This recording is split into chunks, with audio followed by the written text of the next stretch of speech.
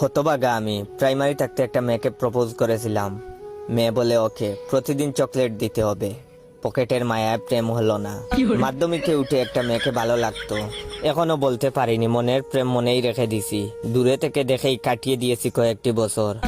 কলেজে উঠেই ভাবলাম এবার প্রেম করেই ছাড়বো। অনেক খুঁজে মনের মতো একজন পেলাম। লুকিয়ে লুকিয়ে অনেক দেখলাম তাকে, আর রাতে তাকে নিয়ে রঙিন স্বপ্নে বিভোর থাকতাম। অনেক কষ্টে সকল ভয় ভীতি এড়িয়ে তার সামনে গিয়ে দাঁড়ালাম। হাঁটু গেড়ে ফিল্মি কায়দায় প্রপোজ করলাম। সব শুনে মাইয়া কইল 2 দিন হলো সে রিলেশন শুরু করেছে, প্রেম আর হলো না। বাস্তবে প্রেম খুঁজে না পেয়ে ভার্চুয়াল লাইফ ফেসবুকে প্রেম খোঁজা শুরু করলাম।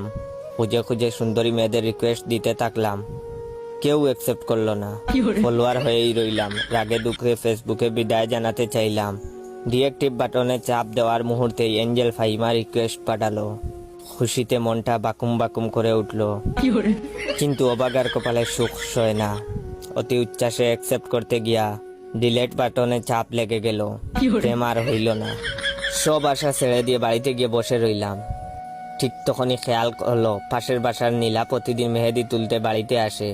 মনে সন্দেহ হইল মেয়েটা প্রতিদিন মেহেদি দিয়া করেটা কি। পরদিন সামনে গিয়া দাঁড়ালাম, জিজ্ঞাসা করলাম প্রতিদিন এত মেহেদি দিয়া করোটা কি। মাইয়া কইল মেহেদি নেওয়ার চলে কাউরে যে দেখতে আসি সেটা তো সে বুঝে না, বলেই মুচকি হেসে চলে গেল। বাড়ির পাশে প্রেম রাইখা আমি পুরো দেশে ঘুরতাছি। খুশিতে দিলাম এক লাফ। পা ভেঙ্গে আমি এখন হসপিটাল।